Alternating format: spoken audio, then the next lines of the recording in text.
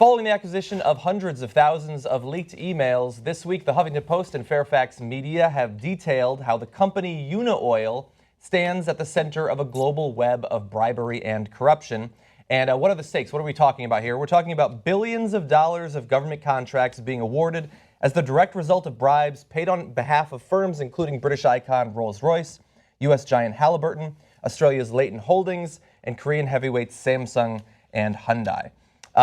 Along the way, the leaked files expose as corrupt two Iraqi oil ministers, a fixer linked to Syrian dictator Bashar al-Assad, senior officials from Libya's Gaddafi regime, Iranian oil figures, powerful officials in the United Arab Emirates, and a Kuwaiti operator known as the Big Cheese. Even he has a nickname, and Wes doesn't. I know. In all fairness, he's got a much catchier nickname than I'll ever have. He's actually running third in Wisconsin on the Republican side right now. Okay, come on, Wisconsin, Big Cheese, I get it.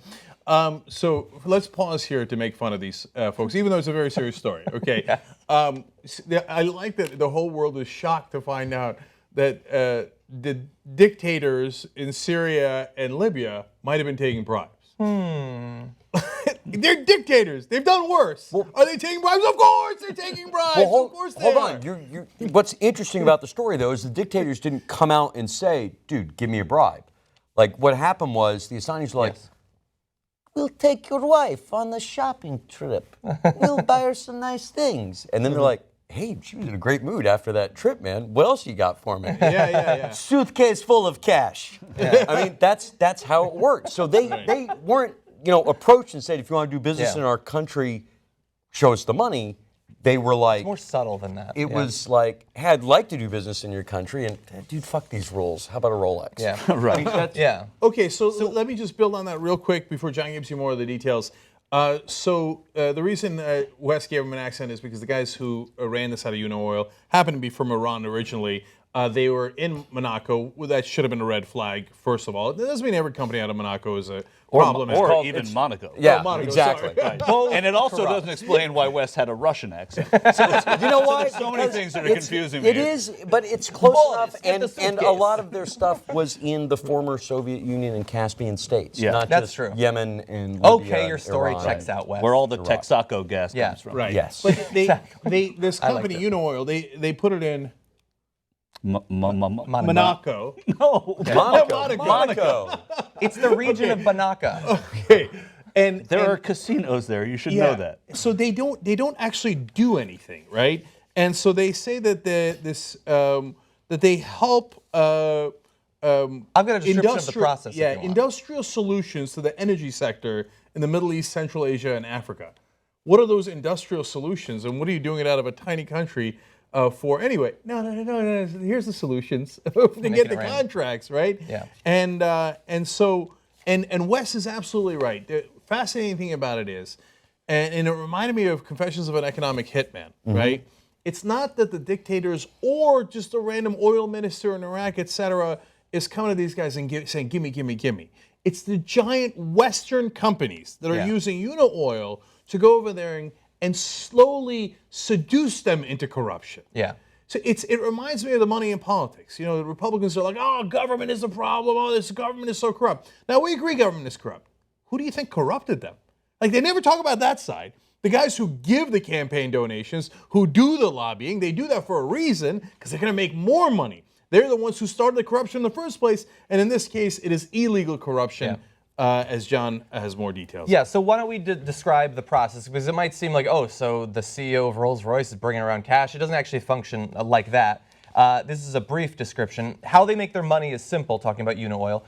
Oil-rich countries often suffer poor governance and high levels of corruption.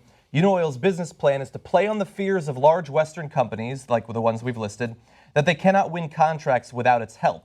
The multi-million-dollar fees Unioil takes from its clients are funneled into an industrial-scale bribery operation, which further entrenches corruption among the powerful few in the process that Cenk was just talking about. Its operatives then bribe officials in oil-producing nations to help these clients win government-funded projects. And so basically, they are saying that this corruption already exists. You have no chance of succeeding in these countries unless you have our connections. So they're paid these big fees, and then they go and do the bribery on behalf of all of them. But do they, and Wes, you might be able to answer this, do they go in there under the guise of transparency? Hey, by by hiring us, we are creating transparency so that there isn't the usual. They go in there as consultants. You're a large organization. You need a consultant if you're going to go in there. We'll fix things. It's this price per month, and then they probably take half that money they were given, they put it in a suitcase, and they give it to some minister's daughter. Right. So what's interesting is that when you dive into the leaked emails, there's a Canadian company that asks, well, how do we pay this bakshish, which means bribe, right? Yeah. And is it per month? Is it a lump sum? These are all fair questions from a business transaction point of view. And the guy from the company, Unaoil, writes back like, hey, somebody tell this guy, basically, we don't write that in the emails, right? Yeah. And that there's just a way of doing this. But then they explain in other emails how they seduced a guy in Iraq called the Lighthouse. Now, Another cool. great nickname. yeah, that's right. But when you have to give nicknames to people, there's some chance you're doing something that's a little amiss. The mafia has nicknames. That's right. As Bush and Cheney had nicknames as well. Yeah. And gave them. Interestingly, and there's true. a connection to this, which I'll get into after you. Yeah, so let me read a couple of the examples from the actual emails, including some that you've mentioned here. I've got examples from various different countries here, Iran. This is from a Unaoil operative. It is the end of Iranian New Year here, expectations high. I am short in cash, and about 5 million pounds of business with Weir is in danger. That's one of the companies. Because I cannot fulfill my obligations to my team of supporters, with a capital S. Weir pumps risked melting like a piece of ice day by day. Over $500,000 of my consultancy fee, I have already spent it for the promotion of their businesses in Iran. And so they have some code words there, both individual nicknames for people and also the supporters in general. I'm going to expand on a section that Cenk was talking about. In late 2008, a Canadian drilling firm, Canuck Completions, told Unaoil it was curious about what type of bakshish is needed to present to these men in order to get work in Libya. They are bakshished in response. Don't talk about it so openly. And then we also have in the Middle East to direct. Shushed. I got Shushed, that. yes, Yeah. thank you. To direct a contract to Unaoil's long-term client in the Middle East, U.S. firm FMC Technologies. Unaoil wanted a payment of $2.5 million. It then planned to assign a middleman to handle the big cheese in Kuwait and decide what portion should go to that man.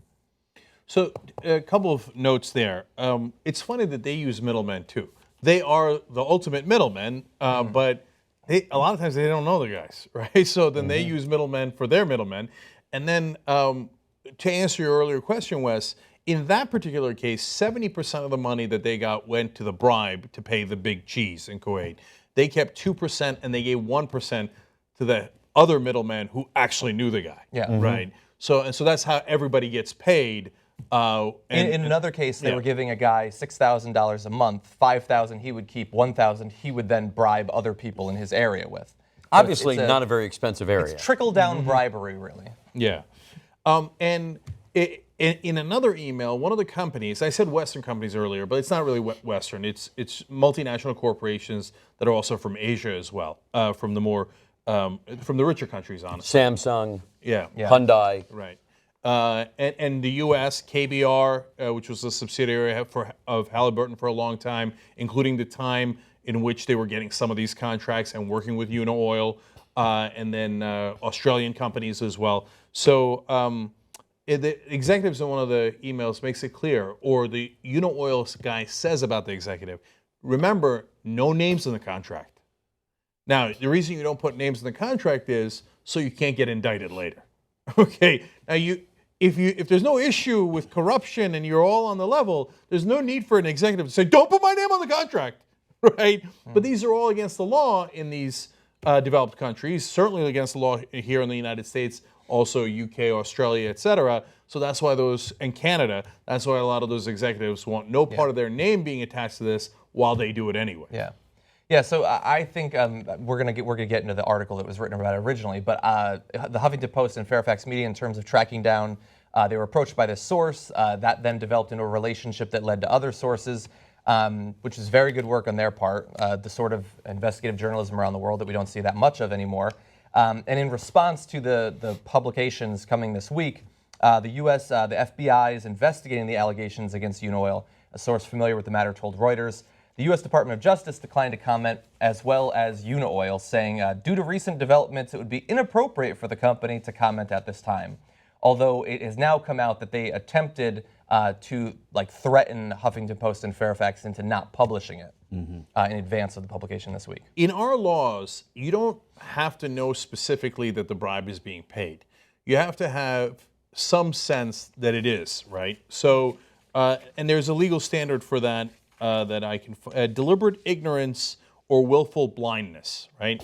So if you're an executive at a company and 10% of the contract is going to a middleman that doesn't seem to do anything and is based out of a tax haven and doesn't really have anything to do with the machinery or the execution of this deal, and you don't ask where that 10% is going, which in the case of oil contracts is an enormous amount of money, well, that's your willful blindness. You know where the 10% is going, and you don't want to ask, right? At a minimum, you don't want to ask. The reality is they probably did ask, and they probably do know. I bet they asked. I bet they know. Yeah. I mean, I can't imagine being a CEO and not asking, hey, where's that 10% going? Of course. Where's all those millions upon millions of dollars? Hey, you're throwing a party and 10% of the budget went somewhere and it was a They're couple all thousand Mormons, bucks. it turns out. Okay, that's fine. They've been tithing. Yeah. All of them are Mormons. It's the craziest thing. Yeah, but when there's that much money on the line, they know. They know. Yeah. Yeah, and look, this is extremely consequential because, of course, there's an understanding that throughout much of the world, but especially this region, there is widespread pervasive corruption that both did exist and is now shown to be exacerbated by these Western companies coming in to the benefit of Western countries, not to the benefit of these countries in the region. And so these populations, in seeing this, are going to be a little bit pissed, I would imagine, to find out that there's this organized, ongoing attempt to usurp any influence that they have over their own governments.